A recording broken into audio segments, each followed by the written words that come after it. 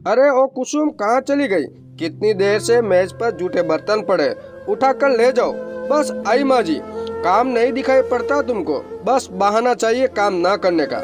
माँ जी, राजू पानी में फिसल कर गिर गया था, बस उसी के कपड़े बदलने लगी थी। अभी मैं जल्दी से साफ कर रही हूँ मेज। और कुसुम फटाफट मेज साफ करने लगी। रिसा जब से आई वही यही देख रही थी। माँ हर छोटी छोटी सी बात पर भाभी के ऊपर बिना वजह चिल्लाने लगती और भाभी कोई भी जवाब दिए बिना चुपचाप काम में जुट जाती। रिसा को बिल्कुल भी अच्छा नहीं लगता। कहा उसकी सास उसको पलकों पर बिठा कर रखती है और कभी भी रसोई का काम अकेले नहीं करने देती, पर यहाँ पर तो माँ जैसे खुशी से चिपक जाती, उठने का नाम ही नहीं लेती और राजू को भी नहीं संभालती और ऊपर से चार बातें सुनाते सो अलग। रिशा को दुख होता है कि भाभी अकेले ही बच्चों को भी देखती और घर का सारा काम भी करती और मुंह से ऊप तक नहीं करती। भाभी के मायके में सिर्फ उनकी माँ थी और भाभी भी मध्य वर्गीय परिवार से। इसी मजबूरी का फायदा उठाकर माँ भाभी को अपने दबाव में रखना चाहती थी। रिचा अपनी भाभी की शादी के बाद पहली बार भाभी के पास रहने के लिए आई थी। रिचा कुसुम की शादी में आई थी लेकिन तब रुक नहीं पाई थी, इसलिए अपने पति से जिद करके कुछ दिन के लिए भाभी के साथ यही सोचकर रहने के लिए आई कि भाभी के साथ कुछ दिन रहूंगी तो बड़ा मजा आएगा। लेकिन यहाँ पर तो पूरा माजरा ही उल्टा था। भाभी के पास बैठने का उनका मौका ही नहीं मिलता क्योंकि कुसुम तो हर समय काम में ही जुटी रहती। एक दिन माँ ने पिक्चर देखने का प्रोग्राम बनाया। रिशा और कुसुम से बोली, आप फटाफट तैयार हो जाइए भाभी, तब तक मैं रसोई का काम देख लेती हूँ। कहीं नहीं जा रही है कुसुम? बस हम लोग ही चल रहे हैं। क्यों माँ? भाभी क्यों नहीं चलेगी? कुसुम चलेगी तो खाना कौन बनाएगा? माँ मैं जल्दी से कुछ बना रही हूँ ना, तब तक भाभी तैयार हो जाएगी, फिर लौटकर सब लोग मिलकर काम निपटा लेंगे। नहीं कुसुम नहीं जाएगी। कुसुम जाएगी तो राजू भी जाएगा और वो पिक्चर हॉल में रोएगा तो मुझे बिल्कुल भी अच्छा नहीं लगेगा। माँ बच्चे तो रोते ही हैं, लेकिन राजू तो बिल्कुल रोता भी नहीं। अगर रोएगा तो मैं संभाल लूंगी। नहीं, कुसुम घर पर ही रुकेगी। इतना कहकर माँ तैयार होने चली गई। जब सब लोग तैयार हो गए तो माँ रिशा से बोली, तुम तैयार नहीं हुई अभी तक? नहीं, मैं नहीं जा रही हूँ माँ, मैं भाभी के पास रहूंगी।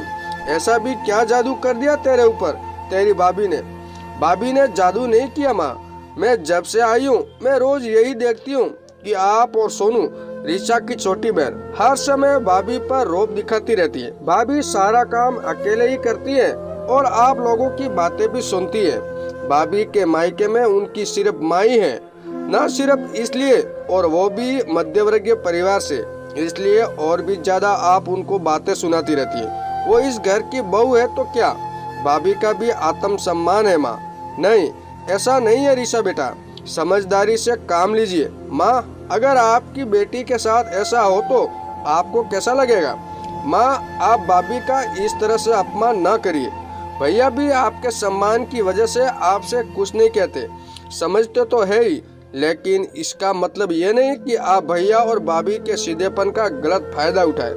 मुझे नहीं रहना इस घर में, मैं कल सुबह ही वापस चली जाऊंगी। ये क्या कह रही है तू? नहीं माँ, मैं नहीं रुक सकती।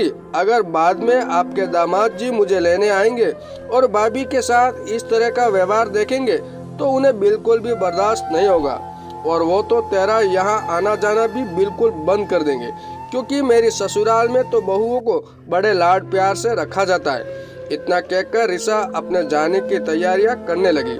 जब बिटिया पर बात बनाई तब राधा को अपनी गलती का एहसास होने लगा और रिशा से बोली, रुक जा बेटा, अभी तो तुम्हें सिर्फ 4 ही दिन हुए हैं, और 4 दिन हुए तो क्या, मेरा तो इन 4 दिनों में ही इस घर का ऐसा माहौल देखकर दम घुटने लगा।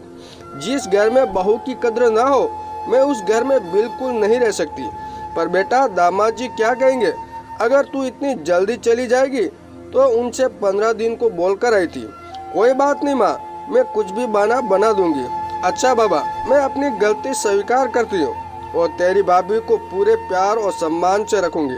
नहीं माँ, मुझे आपकी बात पर विश्वास नहीं है।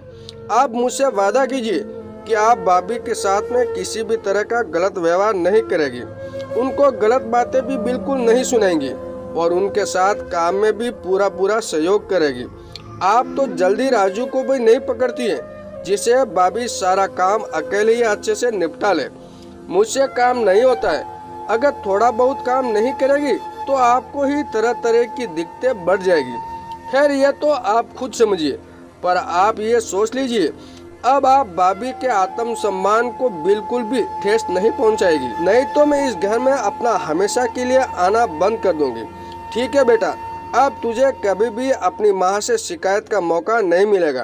कुसुम अंदर खड़ी खड़ी सोच रही थी कि ननंद जी के आने से उनका सम्मान बच गया, और इधर ऋषा खुश हो रही थी कि उसने अपनी भाभी के आत्म सम्मान को बचा लिया।